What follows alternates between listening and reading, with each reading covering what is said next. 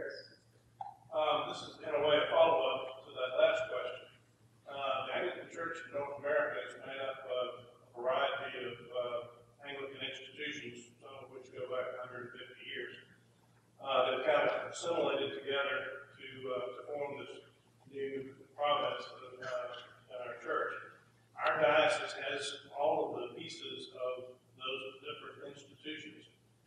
What will you, as bishop, leader, do to try to break down those walls that have been institutionalized over time and try to draw us all together into one unified group?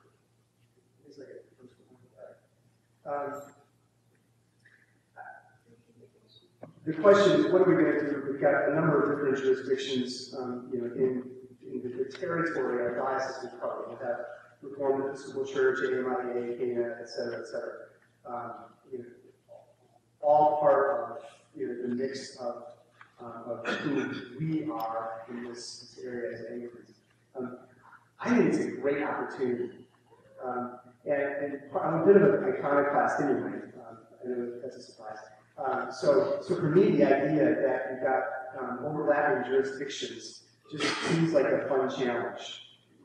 And to figure out how do we do this. And it handles some of the question of, what does hierarchy mean in that context? Because at best, the bishop is going to have to be an influencer of congregations for whom he has no juridical authority. So as bishop of our diocese, neither one of us is going to be able to walk into an AMIA church, and wrap the priest on the knuckles and say, stop doing it that way. We're going to have to kind of come alongside and figure out how do we do this together, and really be much more invitational. So I think that would be the key thing. We would be wanting constantly to invite everybody to the table to talk about common ministry, everybody to the table to talk about how do we do this most effectively, how can we learn from each other, what resources do RAC have, what resources do MIA have, what resources can they have, and so on and so forth. And how do we get through all of that to bear for effectiveness in our diocese? So, there you go.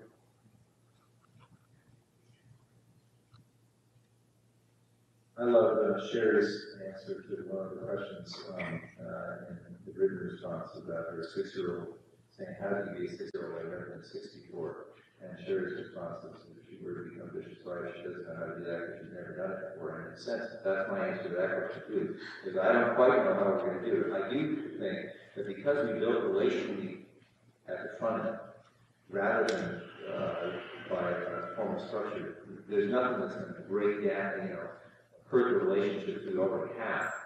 I hope.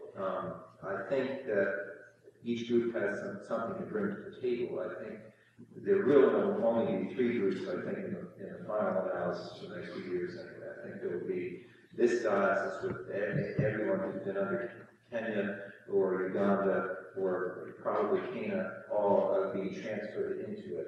Then I think there'll be an Anglican mission, and then I think there will be a Reformed Episcopal. And I think for those 3 groups working together, we'll find common ministry like the camps and other things that we really have that we will just keep doing together. I also think, though, that there's a question of geography, and I've already talked to some of the MIA, American Anglican Mission folks, because we all recognize each other's borders now.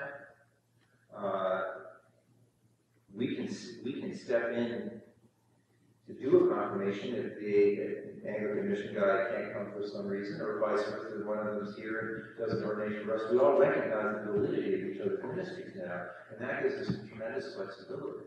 And so I look at it, like Jim, more positive than negative at this point. I think we are all pretty much not trying to control the situation very much.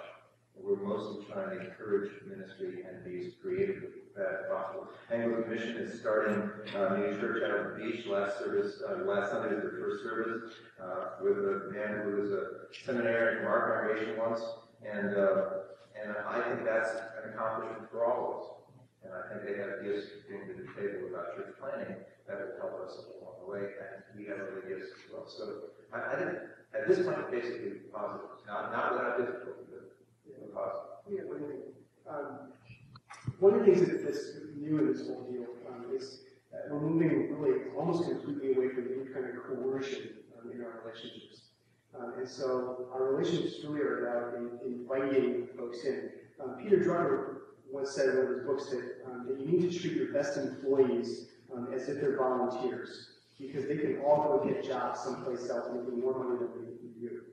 I think that there's a sense of that, in this diocese that's forming. The bishop can't come to you and say, since you didn't meet our assessment requirement, you can't be part of our party anymore. The bishop can't go to AMIA and say, since you're not part of the diocese, you're not welcome here or there. There's a sense in which we're trying to develop something that doesn't have that kind of coercive and corrosive authority in it. And so the bishop really needs to be somebody that can cast a winsome vision, somebody that can draw people in, somebody that can build those relationships, can influence without power, and all of that is kind of going to the whole question of overlapping jurisdictions and stuff like that as well. So. Yes.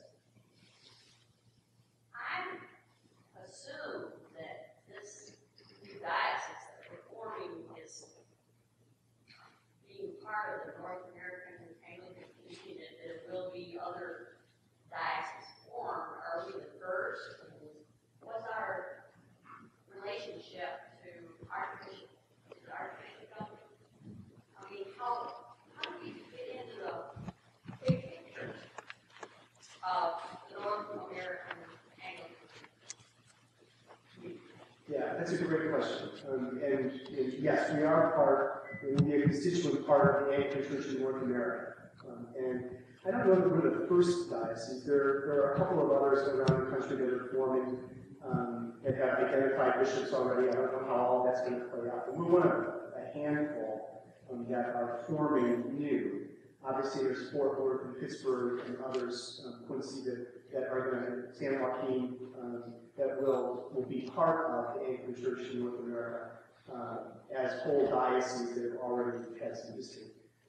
But we will be a constituent member of that. What that means as we move forward is, I don't know. We may end up with a diocese to the south of us and a diocese to the north of us. We may end up, growing in such a way that we multiply dioceses the way they do in Africa, which I actually think would be a great idea to have in our vision, that we're not just planting churches, but we're planting dioceses. So I don't know how that's going to play out, but yes, we will be a constituent member of the Anglican Church in North America. Yeah, I mean, it formed in Texas in June, so it's already started. We already have stats.